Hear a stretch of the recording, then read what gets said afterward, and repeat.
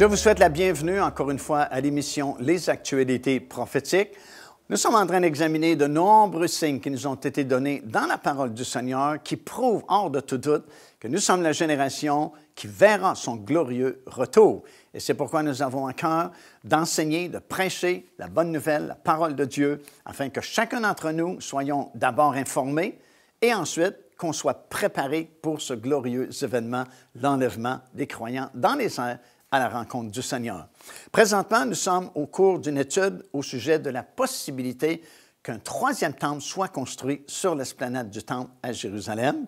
Et c'est dans ce temple-là que l'Antéchrist va s'asseoir un jour dans le lieu très saint, se proclamant lui-même Dieu. Et pour bien comprendre toute l'importance de la question du temple en Israël, on est parti depuis le tout début. Alors qu'Israël est sorti d'Égypte, ils ont voyagé dans le désert jusqu'à la montagne du Sinaï. Et Dieu leur a donné des instructions afin de construire le premier tabernacle qui a voyagé avec eux pendant ces nombreuses années dans le désert jusqu'à ce qu'il soit finalement établi à Silo en Israël. Plus tard, le premier temple a été construit, comme je mentionnais, mais malheureusement, malgré la manifestation de la gloire de Dieu dans ce temple-là, à cause de l'incrédulité et l'idolâtrie du peuple d'Israël, malheureusement, il a été détruit parce que les Babyloniens sont venus en l'an 586, ont détruit la ville sainte, ont démoli la muraille de Jérusalem et ont détruit le temple aussi. Et ils ont transporté tous les objets qui étaient à l'intérieur du temple à Babylone pour les présenter à leur Dieu. Ils ont été en captivité à Babylone, le peuple d'Israël, pendant 70 années. Ça avait été prophétisé dans le livre du prophète Jérémie. Et après 70 ans, ils ont commencé à revenir, mais très lentement, vers Israël. Et le roi de Perse, à ce moment-là, avait donné l'autorisation à Néhémie et Esdras aussi de rebâtir la ville de Jérusalem, rebâtir la muraille et bâtir à nouveau le temple au même endroit où était situé le premier temple. Bien sûr, nous apprenons par les Écritures que ce deuxième temple était beaucoup plus modeste et que les gens qui avaient vu le premier temple, après avoir vu la construction ou la restauration de ce deuxième temple-là, disaient « Oh, ce n'est pas comme le premier temple. Le premier temple était beaucoup plus splendide et ainsi de suite. » Mais d'un autre côté, la Bible déclare que la gloire de ce deuxième temple-là sera plus grande que la gloire du premier temple, parce que, évidemment, le Seigneur Jésus-Christ, c'est dans ce deuxième temple-là qu'il va faire son ministère, qu'il va prêcher la parole de Dieu, qu'il va venir visiter ce temple-là. Ce deuxième temple-là sera souillé ou profané par l'ancien roi syrien du nom de Antiochus Épiphanès, qui va venir et va s'emparer de Jérusalem, va prendre possession du temple à Jérusalem, et va vraiment profaner le sanctuaire, va même offrir un porc sur l'autel en sacrifice, va établir une idole dans le lieu très saint à Zeus, qui est d'une divinité grecque, et vraiment, ils vont sombrer Israël dans un état très difficile, dans l'idolâtrie, contrôlée justement par cet homme-là, ce roi-là de la Syrie, jusqu'à ce que les Maccabées se lèvent et prennent autorité sur Antiochus Épiphanès et le chassent et reprennent possession du temple. Et comme j'ai déjà expliqué, il y a certains miracles que Dieu va opérer en faveur d'Israël à ce moment-là, comme ce fameux chandelier et ce flacon d'huile qu'on a retrouvé dans le temple, qui pouvait permettre aux Israéliens de faire briller le chandelier, mais pour une seule journée, parce que c'était une toute petite réserve d'huile d'olive qu'on avait retrouvée. Mais le chandelier a brûlé pendant 8 jours, et c'est pour ça que vous retrouvez aujourd'hui des chandeliers à 8 branches, plutôt que 7 branches, en souvenir de ces 8 journées-là, où miraculeusement, le chandelier est resté allumé. Et plus que ça, c'est devenu une fête qui se célèbre encore de nos jours en Israël et un peu partout dans le monde, là où il y a des Juifs, qui s'appelle la fête des Lumières ou la fête de la dédicace, dont Jésus a célébré lui-même, tel que nous nous lisons dans l'Évangile de Luc, le 10e chapitre. Ça dit qu'il était monté à Jérusalem pour célébrer la fête de la dédicace, parce qu'on avait fait la dédicace de ce temple-là qui avait été purifié après cette profanation par Antiochus Épiphanès. Finalement, ce deuxième temple-là sera détruit également, cette fois-là par les Romains, en l'an 70. Et encore une fois, c'est un peu à cause de la négligence, l'idolâtrie puis l'incrédulité du peuple juif, la rébellion qu'il y a eu à ce moment-là. Et on a détruit ce deuxième temple-là, exactement la même journée, le 9 du mois de Av, comme le premier temple avait été détruit également le 9 du mois de Av, qui correspond à notre mois d'août, à la fin de l'été. Et c'est vraiment une mauvaise date pour Israël, ce 9 du mois de Av-là, parce que plusieurs choses terribles sont arrivées durant cette journée-là. Alors, le deuxième temple a été détruit, et depuis la destruction de ce deuxième temple-là, il n'y a eu jamais un autre temple qui a été construit sur l'esplanade du temple à Jérusalem. Joignez-vous à nous afin de célébrer le Seigneur et entendre le message de la parole de Dieu par l'évangéliste Mario Massicotte. Venez recevoir ce que Dieu a préparé pour vous. Visitez notre site web www.paindevie.org afin de connaître notre itinéraire. Après la destruction de ce deuxième temple-là par les Romains en l'an 70, comme j'ai mentionné, il n'y a jamais eu d'autre temple qui a été construit à cet endroit-là, mais il y a eu plusieurs tentatives quand même pour bâtir un autre temple sur l'esplanade du temple. Déjà à l'époque de l'empereur romain Hadrien, celui-ci a tenté d'établir une colonie romaine à Jérusalem et il a voulu bâtir un nouveau temple sur l'esplanade du temple, mais ça n'a pas fonctionné. Plusieurs années plus tard, d'autres tentatives ont été faites pour construire un temple sur l'esplanade, surtout à l'époque de Claudius Julien, qu'on a appelé Julien l'Apostat. Mais la construction qui avait quand même commencé, qui allait quand même bien, fut interrompue par un tremblement de terre qui a tout détruit. Alors, il y a eu d'autres tentatives également, mais ça n'a jamais fonctionné. Et finalement, en fin de compte, il n'y a jamais eu un autre temple qui a été construit sur l'esplanade du temple. Mais plus tard, sous l'époque arabe, on a saisi ce territoire-là et on a construit le fameux dôme du rocher qui existe encore aujourd'hui sur l'esplanade du temple. Et on a construit la petite mosquée qui est située au sud du dôme du rocher qu'on appelle la mosquée d'Al-Aqsa. La mosquée d'Al-Aqsa est une mosquée de prière, tandis que le dôme du rocher, c'est tout simplement un dôme qu'on a placé au-dessus du rocher où on pense qu'Abraham a voulu offrir Isaac en sacrifice.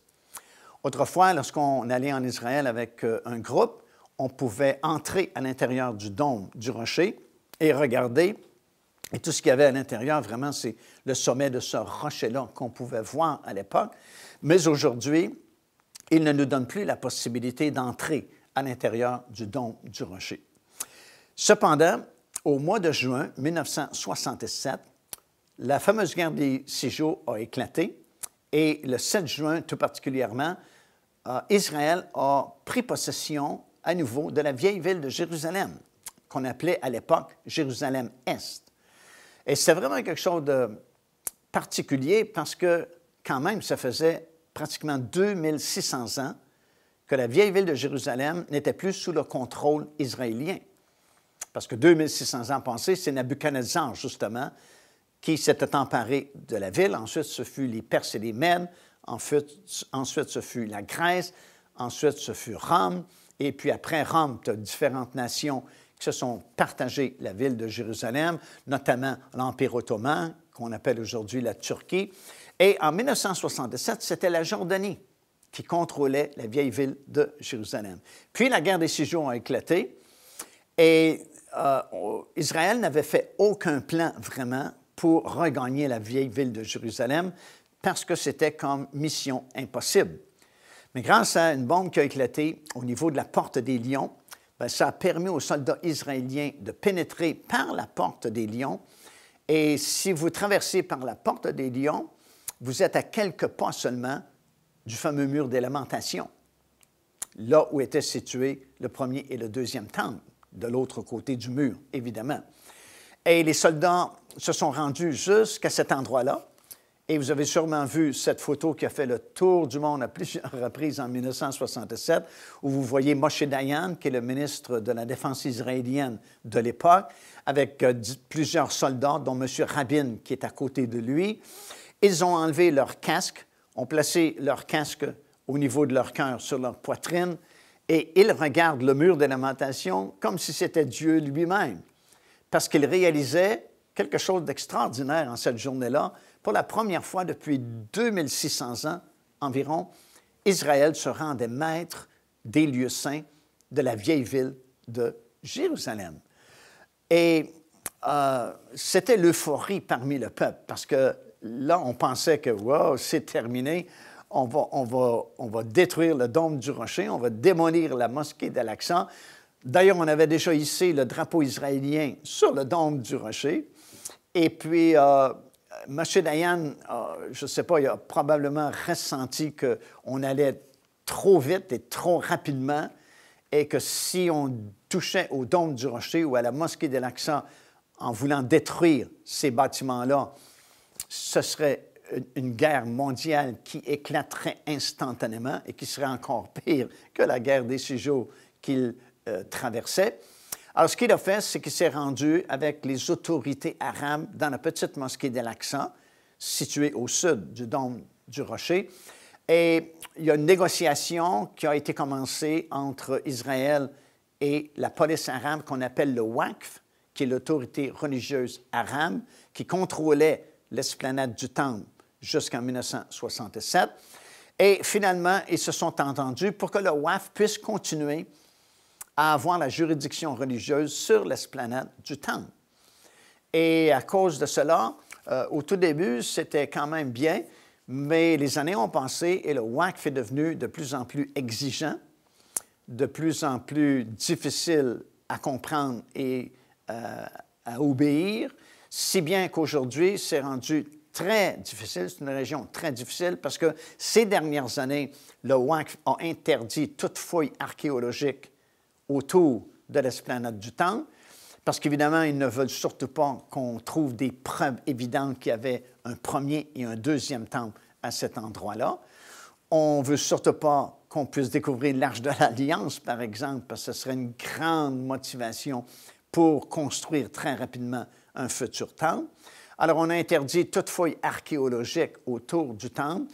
Et puis, c'est même compliqué pour nous, les touristes qui allons visiter et voulons se tenir sur l'esplanade du temple, parce qu'ils vont changer les heures de visite à leur guise, vont décider de fermer l'accès à l'esplanade du temple. Et vous le savez vous-même, parce que quotidiennement, on a des nouvelles qui nous parviennent, comment il y a des problèmes, des conflits autour de l'esplanade du temple à ces endroits-là, parce que justement, c'est contrôlé d'une part par le Waqf, tout en étant un gain de guerre pour Israël. Procurez-vous cet enseignement disponible dès maintenant sur notre site web au www.paindevie.org. En visitant notre boutique web, vous pourrez commander ou même télécharger les enseignements. Vous trouverez aussi plusieurs autres produits contenant des centaines de sujets pour votre édification. Alors, même si par un gain de guerre, Israël a regagné ce territoire-là, a regagné la vieille ville de Jérusalem, et tout l'espace autour et sur l'esplanade du temple, ben c'est le Waqf qui contrôle, qui a juridiction sur l'esplanade du temple, et c'est de plus en plus compliqué, comme je mentionnais, de faire des fouilles archéologiques dans la région. Et même pour nous, les touristes, c'est de plus en plus compliqué. Et plus nous avançons vers le retour du Seigneur Jésus-Christ, plus cet endroit va devenir volatile, parce qu'il y a beaucoup d'activités prophétiques qui doivent se dérouler à cet endroit-là, justement, jusqu'à la construction d'un 3e temple dans cette région-là du monde. Mais pour le moment, cet endroit est comme désertique, il n'y a pas aucun temple, il n'y a aucun vestige du temple, parce que Jésus lui-même avait prophétisé qu'il ne restera pas pierre sur pierre de ce temple-là. Et remarquez que le fameux mur des lamentations ne faisait pas partie de la construction, la bâtisse elle-même du temple. Mais le mur des lamentations, c'est tout simplement un des murs de l'esplanade du temple qui avait été construite à l'époque, mais ne faisait pas partie du temple lui-même. Parce que du temple lui-même, il ne reste absolument rien, telles que les paroles avaient été données dans les Écritures. En fait, la situation actuelle concernant le temple à Jérusalem, elle a été décrite dans le livre des Lamentations, dans le 2e chapitre, dans les versets 6 et 7. Écoutez bien ces paroles. Ça décrit pas mal la situation actuelle, la situation du temple à Jérusalem. Ça dit, « Le Seigneur a dévasté sa tente comme un jardin. Il a détruit le lieu de son assemblée. L'Éternel a fait oublier en Sion les fêtes et les sabbats, et dans sa violente colère, il a rejeté le roi et le sacrificateur. Ni un ni l'autre n'existe aujourd'hui. Le Seigneur a dédaigné son autel et repoussé son sanctuaire. » Alors, ça décrit exactement ce qui prévaut aujourd'hui.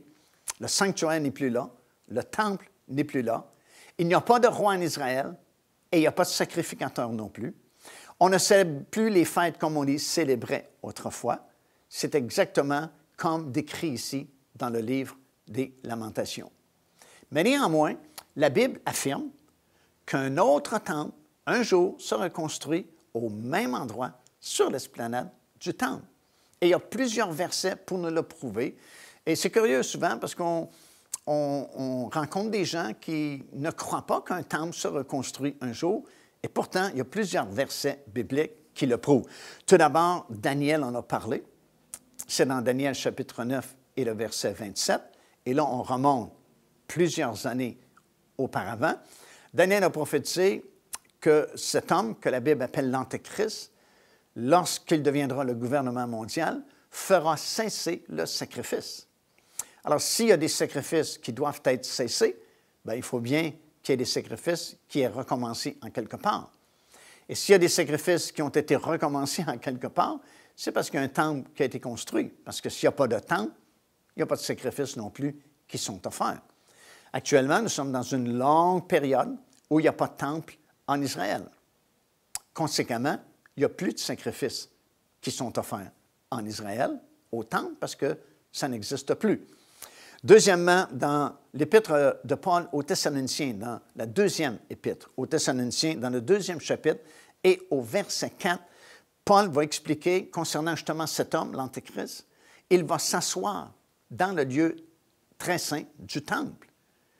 Et puis, pour que l'Antéchrist s'assoie dans le lieu très saint du temple, bien, il faut bien qu'il y ait un temple.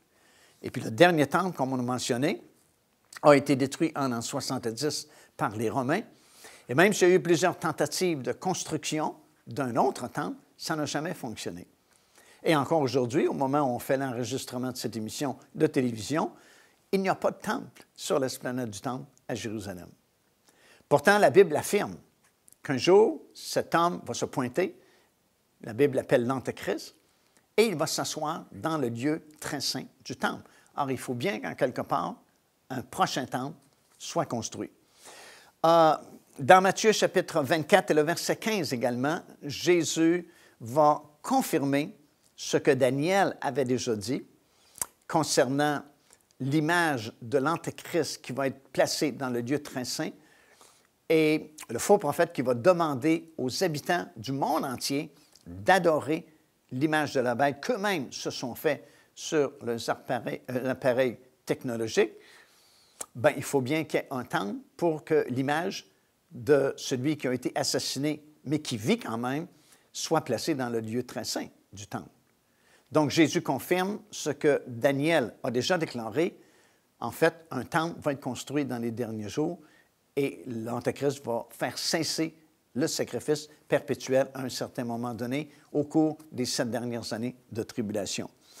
Et également, ce qui est fort intéressant, c'est dans Apocalypse, le 11e chapitre, les 2 premiers versets, alors que l'ange apparaît à Jean, qui est toujours sur l'île de Patmos et qui reçoit ces grandes révélations de la fin, il lui demande d'aller mesurer le temple à Jérusalem.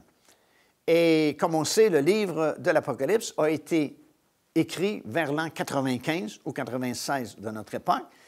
Donc, ça fait depuis l'an 70 qu'il n'y avait pas de temple quand l'ange dit à Jean « va mesurer le temple ». Ça faisait déjà 26 ans qu'il n'y avait plus de temple sur l'esplanade du temple. Donc, il s'agit d'un futur temple. Pour que Jean puisse mesurer un temple, il faut qu'il y ait un temple qui existe.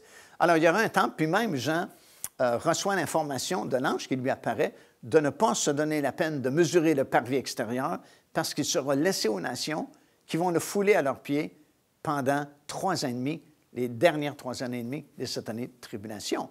Et si, encore une fois, vous vous placez sur le sommet de la montagne des Oliviers et vous considérez que le temple était construit face à la porte dorée, devinez où se trouve le parvis extérieur? Sur votre gauche, et c'est là exactement où se trouve le dôme du rocher, qui, selon la prophétie, va être laissé aux nations pour la dernière partie de cette année de tribulation. Ici l'évangéliste Mario Massicotte qui vous invite à vous inscrire à notre lettre de nouvelles électronique. Et pour ce faire, il suffit de visiter notre site web au www.paindevie.org et tout en haut à la droite de votre écran, vous allez voir cet onglet sur lequel vous cliquez et vous vous inscrivez tout simplement. Ça vous permettra de recevoir des nouvelles du ministère de Pain de Vie et en même temps recevoir le bon enseignement de la parole de Dieu. Faites-le donc aujourd'hui même. Alors, nous savons par la parole de Dieu qu'un jour, bientôt, un 3e temple sera construit sur l'esplanade du temple et que l'Antéchrist va profaner ce temple-là, tout comme Antiochus Épiphanès avait fait il y a plusieurs années passées à l'occasion du 2e temple. Et ce 3e temple qui sera construit sera le théâtre d'événements vraiment très importants qui se produiront depuis le début de cette année de tribulation, ou presque, mais surtout dans la dernière partie de cette période-là, où l'Antéchrist s'emparera littéralement des lieux saints à Jérusalem, divisera même la ville de Jérusalem en 2, et puis il est possible que durant cette période-là, ce temple juif existe juste à côté du dôme du rocher et que les 2 constructions soient là pour cette période-là des tribulations. Et lorsqu'au milieu de ces 7 années, il y aura la profanation de ce temple-là.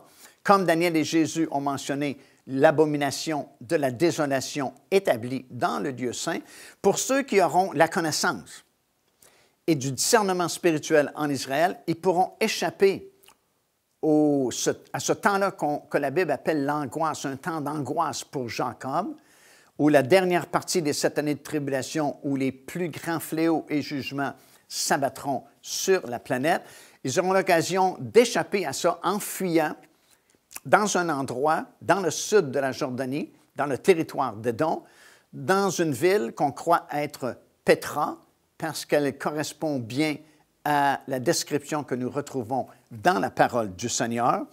Et ils pourront échapper ainsi à ces 3 années et demie de tourments vraiment qui auront lieu dans le pays d'Israël à ce moment-là.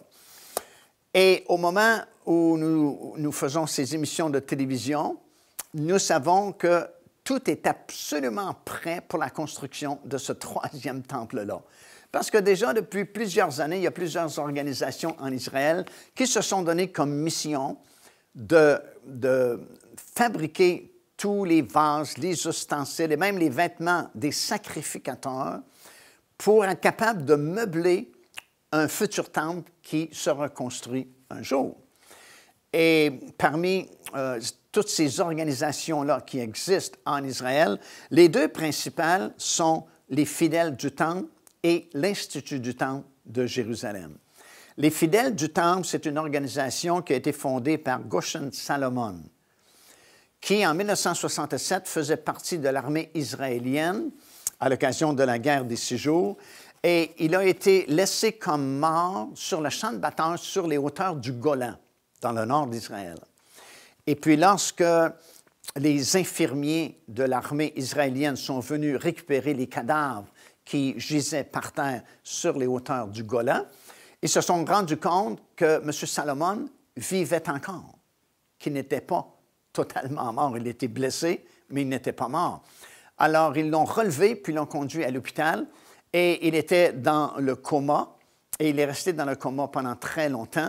Et lorsqu'il est revenu à lui, il a dit que pendant qu'il était dans le coma, il a reçu des instructions de Dieu de préparer tous les ustensiles, tous les vases sacrés, tous les vêtements sacerdotaux en prévision de meubler un futur temple qui doit être construit bientôt sur l'esplanade du temple. Alors, ça a donné naissance à cette organisation qu'on appelle les Fidèles du Temple.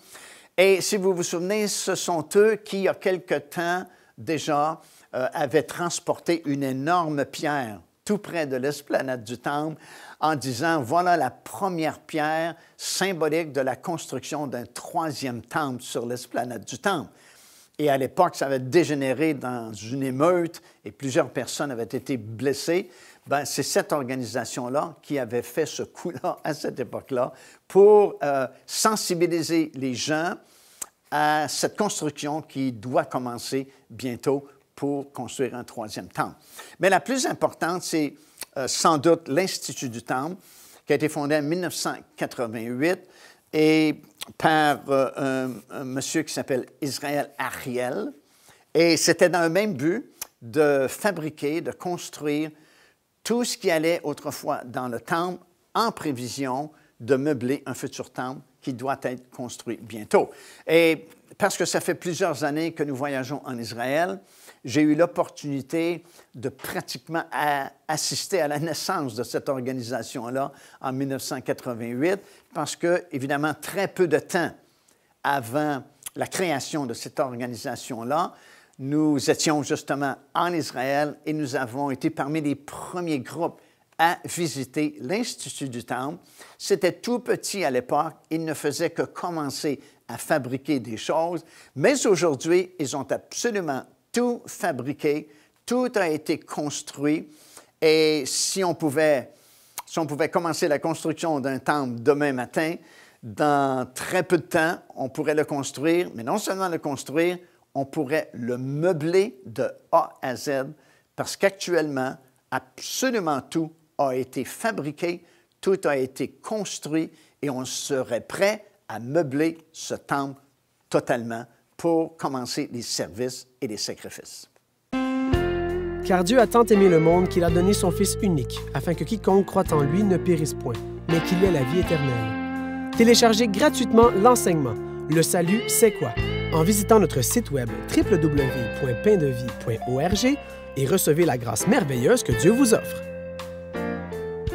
Alors, comme vous pouvez le constater, nous sommes rendus très proches du retour du Seigneur Jésus-Christ, parce que si on parle déjà de la construction d'un temple et qu'on est prêt à le meubler totalement, c'est que vraiment le retour du Seigneur est très proche. Alors, soyons prêts. Si vous ne connaissez pas ces choses, nous pouvons vous aider, communiquer avec nous, et c'est avec une grande joie qu'on pourra communiquer en retour avec vous et vous conduire à la connaissance du Seigneur Jésus-Christ.